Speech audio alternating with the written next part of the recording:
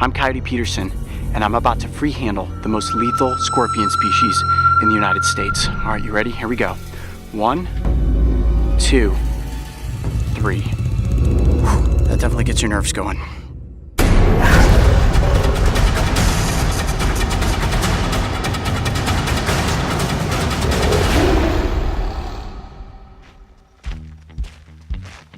There's an old saying that things go bump in the night, which usually refers to anything mysterious and more often than not, frightening. There it is, the desert millipede. 1,000 legs. Awesome.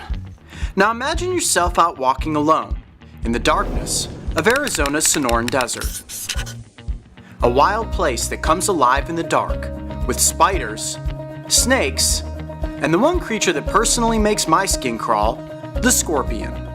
Armed with a set of pinchers and a venom-injecting stinger, they are about as creepy as nature gets. I love being out in the desert at night. The temperatures are so much cooler, animals are moving all over the place, but it's a little creepy. I mean, I can see up ahead of us here with the flashlight, but as soon as these lights go off and the black lights come on, it becomes much more difficult to see anything other than the scorpions.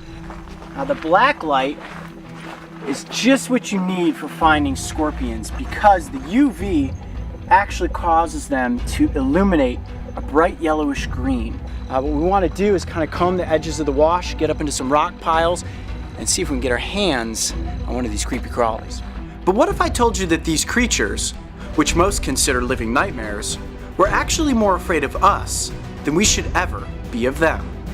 So tonight I'm going to prove that scorpions, despite being creepy, are not out there to get us, and in fact, really just want to be left alone. There we go. Right there, right there. Wow, look how quick that is. That is definitely a striped-tailed scorpion.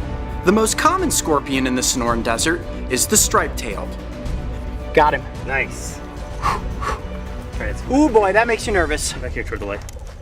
Oh boy, okay. That takes a lot of nerve to pick up a scorpion that small. Now, the sting from this specific scorpion, the striped tail, is no more potent than that of a honeybee.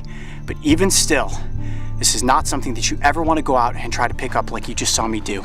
But they're so quick that they run all over the place, and I kind of figured that the only way I could get him up close for the camera was to actually pick him up.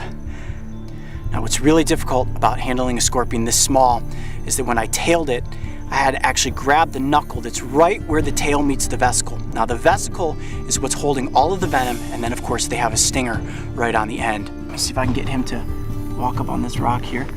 All right, you got your shot? I'm gonna let go, ready? Yep. 1, 2, 3. Don't get too close, but to identify this little arachnid, just look for a series of dark stripes on the tail. My favorite part of any scorpion encounter is always the release. And with one species down, our search continued into the night. Giant desert hairy right here.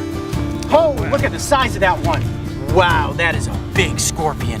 I'm just gonna tail him. These ones are a lot easier to tail than the little ones. Got him. Awesome. Woo-hoo-hoo. Nice. Now this is the largest species of scorpion that we have in the United States and here in the Sonoran Desert. That is the giant desert hairy scorpion. And he also has his dinner in his mouth. Look at that, he's eating a moth. Now the way to easily tell the giant desert hairy apart from the other scorpions here in the Sonoran Desert, aside from how large they are, is they have all of these little hairs. See all those little hairs on the vesicle around the stinger? That's why they call them hairy.